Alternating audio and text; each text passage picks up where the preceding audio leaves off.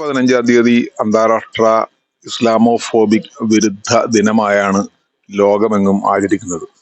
ദൗർഭാഗ്യവശാൽ ഇന്ത്യയിൽ അത് അങ്ങനെ ആചരിക്കുന്നില്ലെങ്കിലും ഐക്യരാഷ്ട്രസഭയുടെ ഈ ആചരണം ഇന്ത്യയിലെ മുസ്ലിങ്ങളോട് ഐക്യപ്പെട്ടു നിൽക്കുന്ന പല ജനവിഭാഗങ്ങളും ആചരിച്ചു വരുന്നുണ്ട്.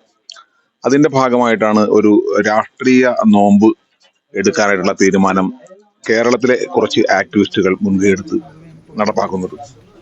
വാസ്തവത്തിൽ ശ്രീജാന്ത് ഏറ്റിൻകര എന്ന് പറയുന്ന ഒരു ആക്ടിവിസ്റ്റാണ് എന്നോട് ഈ ഒരു ആശയം പറയുകയും അതിനനുസരിച്ചുള്ള പോസ്റ്റർ എല്ലാം ഡിസൈൻ ചെയ്ത് എനിക്ക് അയച്ചു തരികയും ചെയ്തു.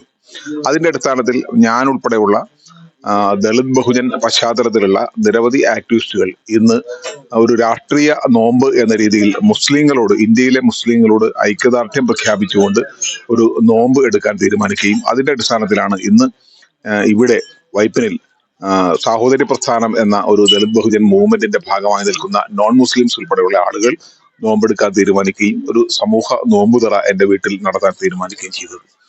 വാസ്തവത്തിൽ ഇന്ത്യയിലെ നോമ്പ് തുടങ്ങിയ ദിവസം തന്നെ CAA എന്ന് പറയുന്ന ഏറ്റവും കടുത്ത മുസ്ലിം വിരുദ്ധ നിയമം നടപ്പാക്കാനായിട്ട് മതാടിസ്ഥാനത്തിൽ പൗരത്വം നൽകുന്ന ഐക്യരാഷ്ട്രസഭയും അമേരിക്ക ഉൾപ്പെടെയുള്ള പല രാജ്യങ്ങളും ശക്തമായി അപലപിച്ചിട്ടുള്ള മതാടിസ്ഥാനത്തിൽ പൗരത്വം നൽകാനുള്ള ഒരു നിയമം നടപ്പാക്കിക്കൊണ്ട് ഒരു കടുത്ത മുസ്ലിം വിരുദ്ധ വംശീയ നിയമം നടപ്പാക്കിക്കൊണ്ട് വിവേചനം നടപ്പാക്കിക്കൊണ്ട് ഇന്ത്യയിലെ ഗവൺമെന്റ് അവരുടെ ഇസ്ലാമോഫോബിക് നിലപാട് വെളിച്ചത്ത് കൊണ്ടുവന്നിരിക്കുന്ന സന്ദർഭത്തിൽ തീർച്ചയായിട്ടും മുസ്ലിങ്ങൾക്കൊപ്പം നിൽക്കുകയാണ് ഞങ്ങൾ ഇന്ന് പ്രഖ്യാപിക്കേണ്ടത്.